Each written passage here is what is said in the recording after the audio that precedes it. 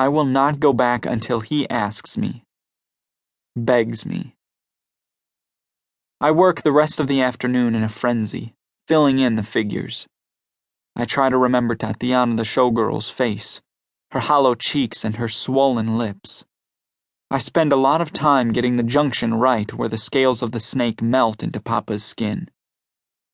I fill in the landscape in the background, the cobbled driveway of the villa, the iron gate, and the massive columns. By the time I climb down, it's already dark. My eyes burn. When I turn my head, I hear the crack of the vertebrae, and when I pat my stomach, it thumps like a drum. I haven't eaten all day, and I've cycled past the grumbling stomach and the hunger pangs. My body is already starting to hollow out the cells, filling them with adrenaline and lactic acid, speeding up the process of consuming itself. Eat up, brother. Buon appetito. My phone lights up. Fede. Martina's looking for you. I don't answer. She's been holding your dinner. Martina has made dinner for Papa and me almost every night since Luca died, and the thought of her waiting for me and wondering is the only thing that makes me answer. Tell her I'm sorry, but I'm not coming.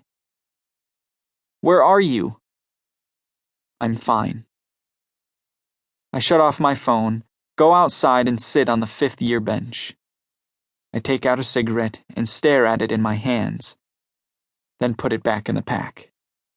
The stars over the sea are infinite tonight. They say that since the Big Bang, the universe has been in constant motion, expanding at an accelerating rate, the spaces filled with dark energy and dark matter. And what we can see, either by looking through telescopes or formulating equations, only makes up 5% of what's actually out there. 5%. And the rest? No one knows. I was listening to this astrophysicist on TV a few years ago, and they asked him about it. What exactly this dark matter and dark energy was. Now, this guy won a Nobel Prize or something, and he's supposed to be on TV as an expert. And you know what he said? He said it's a complete mystery to him too. And then he shrugged. This Nobel laureate.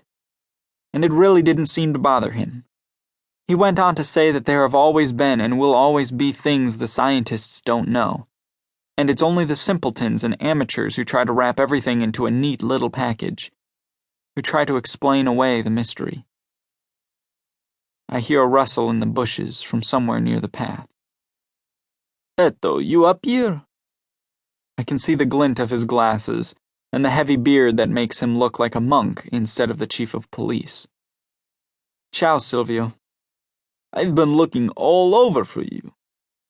I guess you win the prize. What are you doing up here? Making bombs. That's nothing to joke about, Etto. He sits down on the bench. Are you okay? Fantastic. I heard you and your papa had an argument. There's no argument. He told me to leave the shop, so I did. Finished. Come on, Etto. You know he didn't mean it. He sure sounded like he meant it. Silvio swats at the air and leans back against the bench. Etto, he doesn't know what he's doing. It's the middle of the tourist season. He can't possibly run the shop every day by himself. He'll have to work 14 hours a day. He should have thought about that before he said it. He would not be human if he always thought about things before he said them. Then it shouldn't be a problem for him to ask me to come back. If you go to the shop tomorrow morning, I am sure he will apologize, Etto. I'm not. Silvio sighs. You're a good boy, Etto, and your father is a good man. But sometimes you two need to be a little easier on each other.